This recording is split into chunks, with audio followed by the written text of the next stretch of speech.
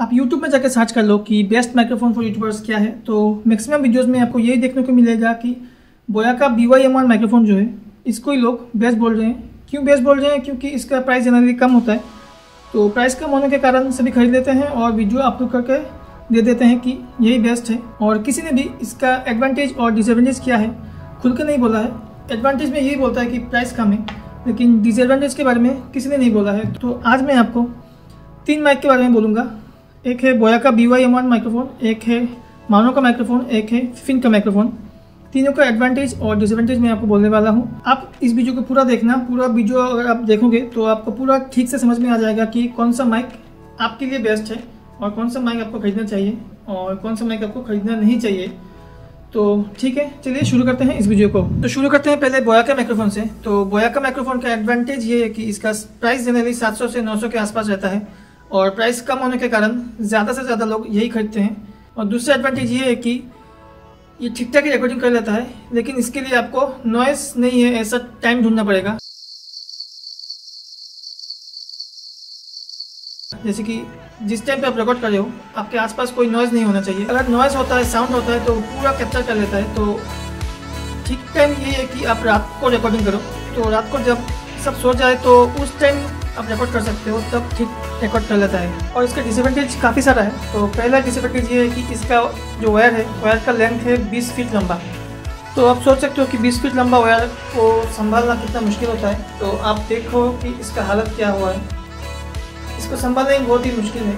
तो ये इसका पहला डिसएडवांटेज है, इसको संभालना बहुत ही मुश्किल है क्योंकि इसका वायर बहुत ही लंबा है। और दूसरा डिसएडवांटेज ये है कि आप पकड़ लो कि एक वीडियो बनाने में आपको 5 से 10 टेक लगता है। वीडियो की साइज़ के ऊपर डिपेंड करता है, लेकिन जितना भी टेक आप लोगे क्या होता है कि आपको उठ के जाना पड़ता है। तो जितना ज़्यादा उठ के जाओगे आप, आपके पैर में फंसने का चांस इसका ज़्यादा होता है। तो मेरे साथ यही होता है कि पैर में हमेशा ही फंसता ही है। तो इसके कारण भी मुझे ये अच्छा नहीं लगा क्योंकि ये एक मतलब हेडेक जैसा बन जाता है। तो दूसरा कारण था ये। और इसका तीसरा डिसएडवांटेज ये है कि जब इस माइक से आप रिकॉर्ड करते हो तो इसके आसपास जितने सारा भी साउंड होगा, जो भी नॉइज़ होगा वो पूरा कैप्चर कर लेता है। तो पकड़ लो आपकी इस साइड से कोई साउंड आ रहा है या उस साइड से या कोई भी तरफ से कोई साउंड आ रहा है तो ये कैप्चर कर लेता है। तो अगर आप मोबाइल से रिकॉर्ड कर रहे हो तो मोबाइल से आपको नॉइज़ निकालना थोड़ा मुश्किल हो जाएगा। इसके लिए आपको कंप्यूटर चाहिए, तो कंप्यूटर में एक्स्ट्रा एफर्ट डालना पड़ेगा, तो इसका नॉइज़ रिमूव होगा। तो ये था इसका तीसरा डिसएडवांटेज। और चौथा डिसएडवांटेज ये है कि इसमें कोई कंट्रोलर कुछ बटन नहीं है या कंट्रोलर स्विच नहीं है। अगर आपके आसपास ज़्यादा नॉइज़ हो रहा है तो आपको उस समय स्टॉप करना पड़ेगा, आप रिकॉर्ड नहीं कर सकते। तो ऐसा कुछ नहीं है कि आप उस समय भी रिकॉर्ड कर सकते हो, तो ऐसा कुछ भी फैसिलिटी नहीं है। तो ये था इसका 4 डिसएडवांटेज, जो मुझे लगता है कि ये एडवांटेज की तरफ होना चाहिए था, लेकिन ये हो गया उल्टा, ये चला गया डिसएडवांटेज की तरफ। हाँ, इसका प्राइस भी कम है, लेकिन प्राइस कम है ये मैटर ज़्यादा नहीं करता है शायद, लेकिन हमें क्या चाहिए वो ज़्यादा मैटर करता है। हमें चाहिए अच्छा ऑडियो क्वालिटी और कभी भी हम रिकॉर्ड कर सकें, ऐसा माइक चाहिए। तो ये ऐसा माइक नहीं है कि आप कभी भी रिकॉर्ड कर सको। तो ये था इसका डिसएडवांटेज पूरा। तो अभी हम देखेंगे फिफिन का माइक और मानो का माइक में क्या डिफरेंस है, क्या एडवांटेजेस है दोनों में, क्या डिसएडवांटेज है दोनों में। दोनों ही बोलूँगा मैं आपको। तो पहला एडवांटेज जो है, ये दोनों ही माइक आप मोबाइल से चला सकते हो डायरेक्ट। इसके लिए स्पेशली आपको एक कन्वर्टर चाहिए। ये कन्वर्टर आपको लिंक पे नीचे दे दूंगा। ये कन्वर्टर से आप मोबाइल से आराम से चला सकते हो। अगर आप कंप्यूटर से चलाना चाहते हो तो आप आराम से कंप्यूटर से चला सकते हो। इसके लिए आपको कोई एक्स्ट्रा साउंड कार्ड नहीं चाहिए। दूसरा एडवांटेज ये है कि दोनों ही माइक चारों तरफ से साउंड रिकॉर्ड नहीं करता है, बस फ्रंट साइड से रिकॉर्ड करता है और इस V डायरेक्शन में रिकॉर्ड करता है। तो जो भी साउंड इस तरफ से आ रहा होगा इसको रिकॉर्ड नहीं करेगा, कम रिकॉर्ड करता है, लेकिन इस साइड से जो साउंड आएगा वो रिकॉर्ड करता है। और एक एक्स्ट्रा फैसिलिटी जो आपको सिर्फ फिफिन के मैक में ही मिलेगा, मानो के मैक में या दूसरा कोई भी मैक का रेंज जिसका 6000 या 7000 से ऊपर नहीं है, कोई भी मैक में नहीं मिलेगा। एक ऐसा फीचर जो कि है, आपको स्क्रीन में अभी दिखाई दे रहा होगा कि इसमें जो एक वॉल्यूम बटन है, I got this weight on my shoulders, slowing me down. I don't know how it came about. And while the world is spinning faster every night, I feel I'm stuck in reverse somehow. इसके कारण अगर आपके आसपास कोई भी sound आ रहा है, पकड़ लो कि आपके आसपास से ज़्यादा कुछ साउंड आ रहा है, तो आप क्या कर सकते हो कि इसका वॉल्यूम बटन जो है वो आप थोड़ा कम करके दो। कम करके देंगे तो आपको थोड़ा ज़ोर से बोलना पड़ेगा, लेकिन वो साउंड कैप्चर नहीं करेगा जो बाहर से आ रहा है।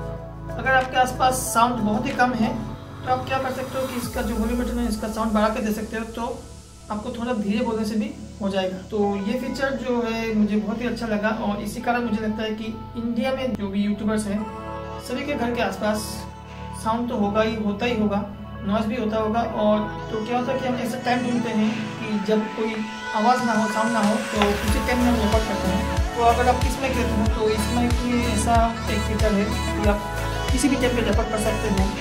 तो ये था फिफिन और माउनो का एडवांटेजेस। दोनों माइक के एडवांटेजेस मैंने पूरा आपको बोला है। अभी डिसएडवांटेज यही है कि इन दोनों माइक के लिए आपको ये स्टैंड चाहिए, और ये स्टैंड के लिए आपको एक टेबल चाहिए। तो आपके पास अगर टेबल नहीं है तो आप इसे यूज़ नहीं कर सकते हो। यूज़ कर सकते हो तब क्या होगा कि आपको ये माइक हाथ पे लेके बात करना पड़ेगा, जो कि मुझे नहीं लगता ये ठीक ही होगा। हाथ में लेके बात करना पॉसिबल नहीं है, और हाथ पे लेके बात करने का माइक ये है नहीं। तो आपके पास एक टेबल चाहिए, और आपको बैठ के ही बात करना पड़ेगा, या आप खड़े हो तो इसको खड़ा करना पड़ेगा। तो मतलब एक फिक्स जगह चाहिए आपको अगर आपको ये माइक यूज़ करना है तो ये था एक डिसएडवांटेज। और दूसरा डिसएडवांटेज तो नहीं बोलूँगा, लेकिन इसका प्राइस ज़्यादा है। अगर हम बोयाक के साथ कंपेयर करें तो बोयाक के माइक से ये 4 गुना ज़्यादा है। बोयाक का माइक्रोफोन के बारे में बात करें तो उसका प्राइस जनरली 700 से 900 के आसपास ही रहता है, और इस माइक के बारे में बात करें तो इसका प्राइस 4 से 4,500 के बीच रहता है, और मानो का भी सेम ही होता है।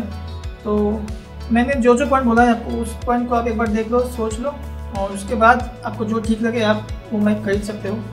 लेकिन मैंने दोनों माइक यूज़ किया है, बोया का भी और ये भी, तो मुझे बोया का माइक एकदम ठीक नहीं लगा है।